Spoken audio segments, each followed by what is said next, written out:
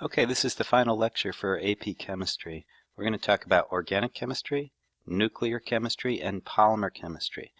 This is for AP students, most of whom will be taking the SAT 2 test. So let's have a look. Here's a email I received from the AP coordinator who confirmed what is in the objectives and what most people know now for AP Chemistry, which is it really doesn't have much of any of these three topics, organic, nuclear, or polymer chemistry. For AP Chemistry, really all you need to know for organic are some simple rules. Hydrogen, oxygen, nitrogen, and carbon form 1, 2, 3, and 4 bonds each. A little bit about Kas and pKas, since AP is all about acids and bases, and some intermolecular forces which apply to everything, including acids and bases. For the SAT 2, however, they go into more detail, and so we'll get into some juicy organic topics. Functional groups, aldehydes, ketones, naming them, right? 2-butanone, for example. What's a polymer, and what are the types of polymers? And some simple reactions.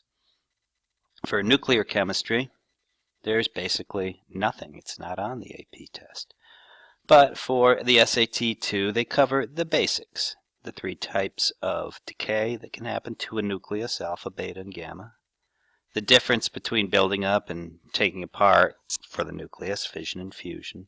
And a little bit about half-life. So that's basically the bare bones exposure for nuclear chemistry. And for polymer chemistry, it's only what we're going to cover in the polymers section here, which is the basic type, what a polymer is, how they form, a couple different types, and that sort of thing. So this is what's the overall view for AP and SAT 2. Oftentimes it's covered after the AP test since there's so little. I like to cover it before because it helps tie a lot of things together. That helps bring up test scores. You do see a lot of organic structures. They'll throw some things at you that are a bit unfamiliar, and if you've seen these structures before, you'll be more comfortable with them. Half-life is nice to tie in because we've seen half-life before when we studied rates of reaction. And all of this seems to be just a nice way to understand the world that we live in, so it's good to know it. So these are the things that we need to know for AP and the SAT subject test in chemistry.